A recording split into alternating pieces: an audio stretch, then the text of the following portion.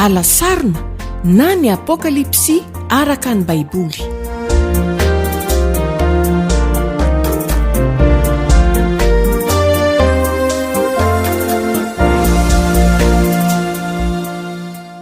Noho ny famindrampon'Andriamanitra dia afaka mbola hanohiatrany ny fampianarana mitoy ny bokin'ny apokalipsy isika androany. Anio dia ny session na ny fampianarana fa 7ambinifolo no iarahantsika mijery. Dia ny ten'Andriamanitra moa dia natao hanova ny fiainantsika, natao hampianatra antsika, natao hitaiza antsika, ka ny faniriana sy ny vavaka dia hoe engany mba tsy hoenona fotsiny ny ten'Andriamanitra, mba tsy ho fahalalana fotsiny ihany, fa indrindrandrindra mba ho fampiarana eo amin'ny fiainantsika tsirairay isam-batan'olona. Vavaksika dia anohy avy hatrany ny lesona izay efa natombokintsika vavaksika. Raha eo dia manatona ny seza fiandrianan'ny fahasoavanao zay amin'ity androandroany ity, satria Andriamanitra lehibe loatra ianao, Andriamanitra tsy refesy mandidy, nefa koa Andriamanitra tsy toa. Misaotra anao nefa fa Andriamanitra koa ianao zay te hidina ifandray aminay, te onina ao aminay, ary rehefa monina ao aminay raha teo ianao Tompo amin'ny alalan'ny fanahinao masina zay miaraka aminay sanandro sanandro. Dia misaotra any amin'izany toetra anao te hifandray izany. Misaotra ihany koa ny amin'ny teninao zay tezahanao anay mba hanakaiky bebe kokoa ny fahatanterahan'i Kristy tokoa. Dia hanampy anay ny Tompo ity ten'Andriamanitra androany ity mba handrosindray, hanao dingana amin'ny fanarahana sy fanahafana an'izany Jesosy Kristy izany. Dia amin'ny alalany ihany koa nanaovanay ny vavaka. Amen. Anio isika no amarana ny fandinihana ny taratasy no soratana ho an'ny fiangonan'ny Smirna.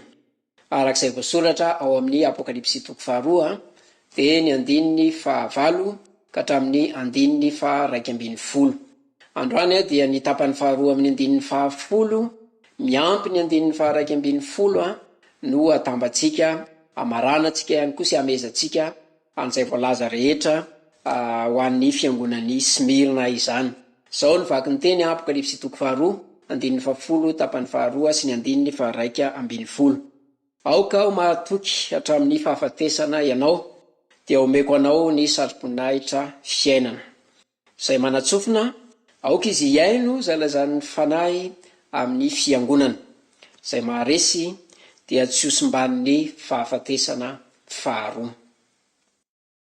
Baiko arahina teny fampanantenana.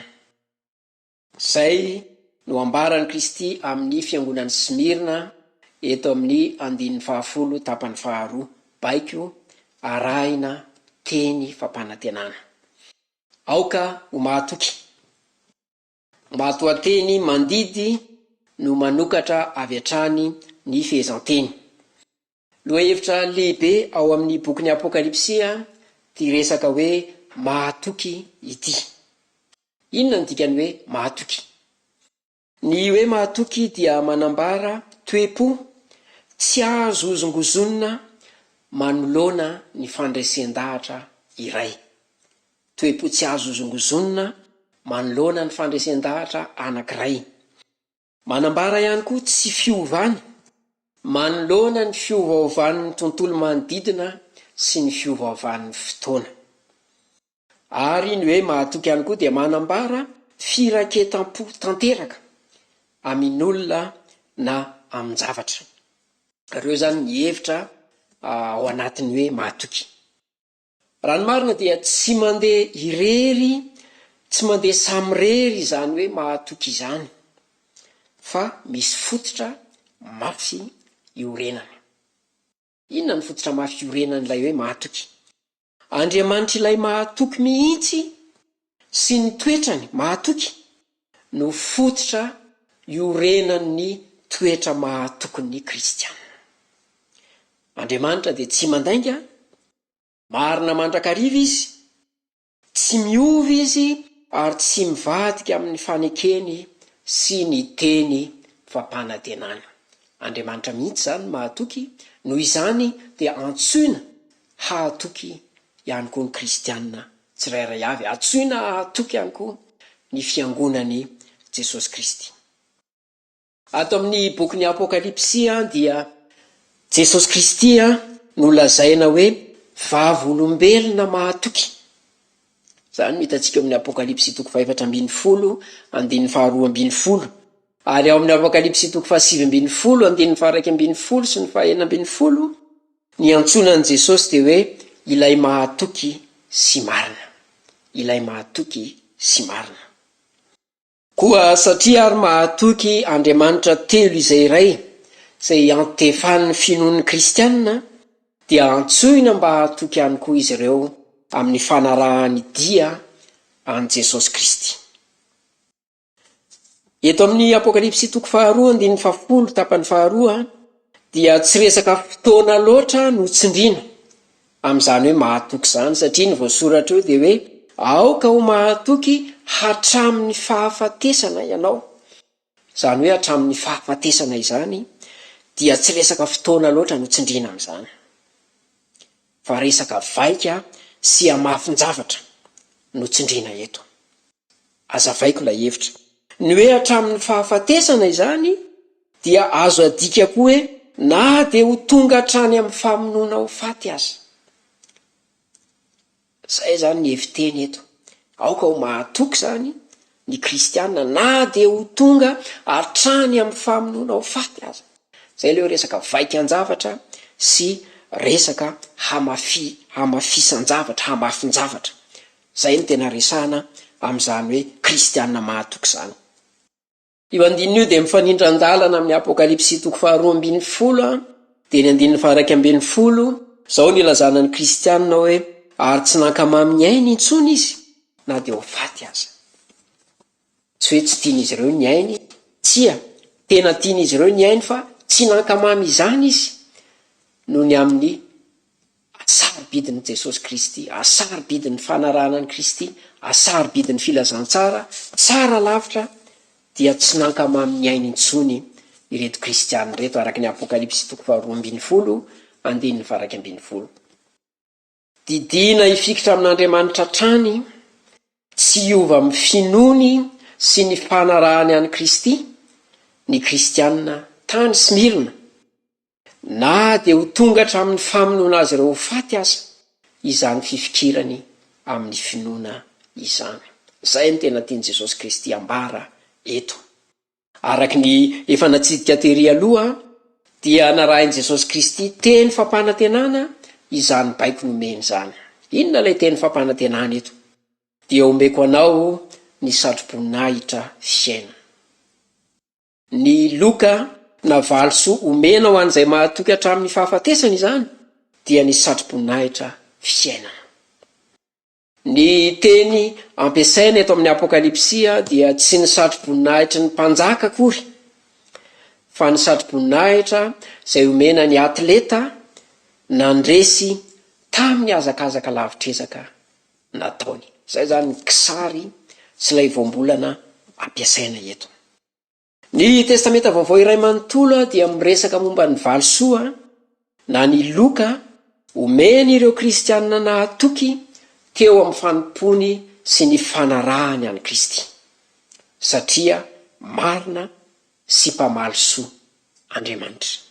Vokatr'izany dia mamaly soa, manome valisoa, manome loka ho an'ireo kristianina nahatoky teo amin'ny fanompony sy ny fanarahany an'i Kristy. Zay ny ambaran'ny Baiboly iray manontolo, ny testamenta vaovao.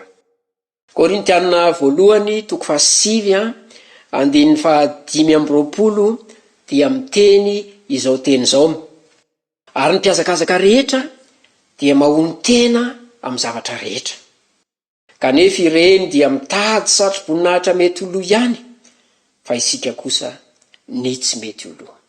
Satroboninahitra tsy mety lo no omena ireo kristianina mahatoky amin'ny fanarahany an'i Kristy. Ao amin'ny Petera voalohany toko 5:4, teny izay nosoratana ho an'ireo mpitondra fiangonana izy ity, nefa koa azo ampiarina amin'ny kristianina rehetra, dia izao ny voasoratra ao: ary rehefa miseho ny lohan'ny mpiandry, zany hoe Jesosy Kristy, dia azo satroboninahitra tsy mety simba ianareo, ireo mpitondra fiangonana loolona no nilazany Petera n'izany teny izany.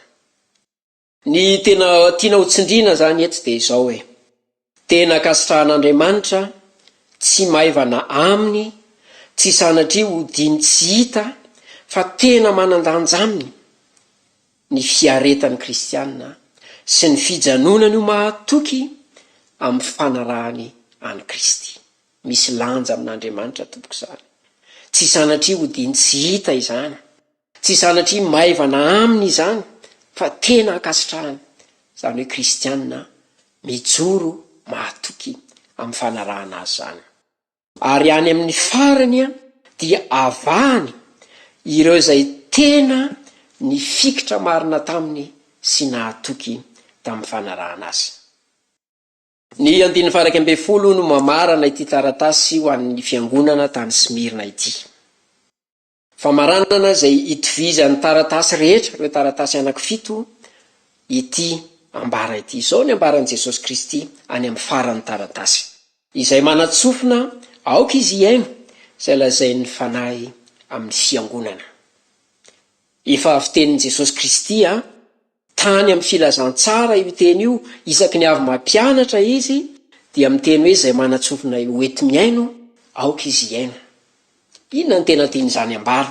Ny tena heviny dia hoe tokony hankatoavina ny tenin'Andriamanitra re, fa tsy sanatria enoina fotsiny. Resaka fankatoavana ny eo ambadika izany, izay manatsofina aoka izy iaino, aoka ho tonga amin'ny fankatoavana ny tenin'Andriamanitra isika aorian'ny fandrenesana izany tenin'Andriamanitra izany. Voatsindry eto koa fa tsy ny fiangonan'ny Smirna ihany no mandray lesona amin'ny votoatin'ity taratasy ity. Izay no mahatonga an'ilay hoe izay manatsofina aoka izy iaino izay lazain'ny fanahy amin'ny fiangonana. Tsy ny fiangonan'ny Smirna irery no tokony ho tonga amin'izany fankatoavana ny tenin'Andriamanitra izany, fa izay rehetra mieno na mamaky ny taratasy no tokony ho tonga amin'izany fankatoavana izany. Tombotsoa antsika kristianina ankehitriny koa izany no mbola afaka mandray, mamaky eto ampelantanantsika koa ny dikan'izany taratasy. Nalefa tamin'ny fiangonan'ny Smirna izany, mbola miteny amintsika izany, ary mbola misy fampiarana tokony ho ampiarintsika amin'ny tontolo misy atsika ankehitriny. Izao no namaranan'i Jesosy ny afatra ho an'ny fiangonan'ny Smirna. Izay maharesy dia tsy hosimban'ny fahafatesana faharoa. Izay maharesy dia tsy hosimban'ny fahafatesana faharoa. Tsy kisendrasendra ny iresahana ny fahafatesana eto. Ny fahafatesana faharoa eto tsy kisendrasendra. Fa tena mifanaraka sy nampifanarahana amin'ny afatra manontolo nampitaina tamin'ny fiangonan'ny Smirna izany. Ny fahafatesana faharoa izay voaresaka ihany koa ao amin'ny Apokalipsy 2:20, ary mbola voaresaka ihany koa ao amin'ny Apokalipsy 2:20, dia ny fariafo na ny fahaverezana mandrakizay. Voasoratra eto dia hoe tsy hosimbany izany intsony izay maharesy. Azo eritreretina zany hoe izao ny tena tian'i Jesosy ambara amin'ny fiangonana tany Smirna tamin'izany. Nosimban'ny fahafatesana voalohany ianareo tany Smirna, satria novonoina ho martio. Hosimban'ny fahafatesana voalohany ianareo any Smirna satria hovonoina ho martio. Kanefa aza matahotra fa tsy afaka ny animba anareo intsony ny fahafatesana faharoa, dia ny fariafo izany. Tsy afaka animba ny kristiany any Smirna intsony ny fahafatesana faharoa. Eny, fa na dia hosimbany ny fahafatesana voalohany ary izy ireo, ny fahafatesana ara-batana, ny fahafatesana ho martiora, dia tsy afaka ny animba azy ireo intsony ny fahafatesana faharoa. Izany ny teny fampanantenana mahafinaritra nomeny Jesosy Kristy an'ireto fiangonana nandalo fotoan-tsarotra sy fanenjehany ireto.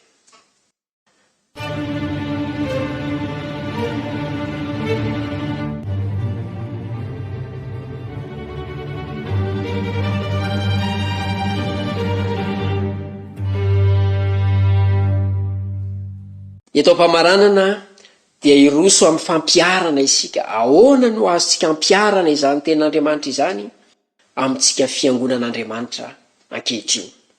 fampiarana anankitelo. Voalohany, mety misy fotoana ahery vaika ny fanenjehana hiatra amin'ny fiangonana. Mety afara amin'ny famononana kristianina mihitsy azy izany. Hitantsika izany teto Madagasikara, niatra tamin'ny fotoanandro tamin'ireo kristianina fahizany tamin'ny vanim-potoana ny fahampanjaka. Ary mety mbola misy izany na eto amin'nositsika aza amin'ny faritra sasany sy amin'ny vanim-potoana sasany dia mbola mitoetra izany fanenjehana mety afara amin'ny famonoana ho faty mihitsy aza. Hitantsika koa izany fanenjehana miatra manainy izany any amin'ny firenena maro izay tsy manaiky ny siny ny fivavahana kristianina ao amin'izany firenena izany. Ny mahafaly dia izao hoe mibaiko ny kristianina tsy ravoravo tanana fa hijanona mahatoky mandrakariva Jesosy Kristy. Tsy maivana amin'ny Kristy izany fiaretany fiangonana ho voninahitry ny anarany izany. Tena sarobidy aminy izany. Ary ny fahafantarana fa sarobidy amin'ny Jesosy Kristy izany fijanonana ao mahatoky izany dia tokony hery hanosika atsika, hery hanosika ny fiangonana hitoy hijoro hatrany ho mahatoky. Fampiarana faharoa. Amin'ny andro ankehitriny dia efa tena sambatra ny fiangonana satria Kristy ilay efa maty, efa velona indray, ilay velona mandrakizay, ilay voalohany sy farany no miaraka aminy eo anivony fiangonany Jesosy Kristy, manome toky azy ary mampanantena azy. Fa mbola fifaliana lehibe kokoa noho izany ny fahafantarana fa mbola hitoy ho sambatra koa ny fiangonana satria hiara-tsambatra amin'ny Kristy mandrakizay. Horentsika amin'izay fotoana izay ny feon'ilay mpanjaka ny mpanjaka milaza hoe midira amin'ny fifalian'ny tomponao, araka ny Matio 5:20 tapany faharoa.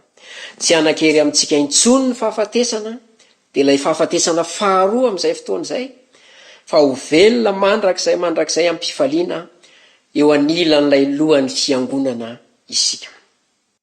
Fampiarana fahatelo farana. Izay tenin'Andriamanitra rehetra renao dia ankatoavy. Aza ajanona ho fahalalana fotsiny izany fa tsy mahasoa anao, tsy mahasoa ahy. Ny fahainoana tenin'Andriamanitra fotsiny tsy arahina fampiarana. Araka ny voalaza ao amin'ny Jakoba 1:2 manao hoe vahoaka ho mpankatoy ny teny ianareo fa aza piainy fotsiny ihany ka mamitaka ny tenanareo. Eto am-pamaranana dia misaotra an'Andriamanitra isika na vita somatsara ny fibanjinana iny taratasy ho an'ny fiangonan'ny Smirna iny. Engany mba hiteny amintsika mandrakariva izany taratasy izany, ka tsy ny fiangonan'ny Smirna intsony, tsy ny fiangonan'ny Smirna samy irery no iantefany izany, fa ny fiangonako, ny fiangonanao, ny fiangonan'i Jesosy Kristy izay misy antsika no hitoy ampiatra izay fahamarinana rehetra voarakitra izany taratasy nosoratana ho an'ny fiangonan'ny Smirna izany. Voninahitra ho an'Andriamanitra irery ihany. Amen.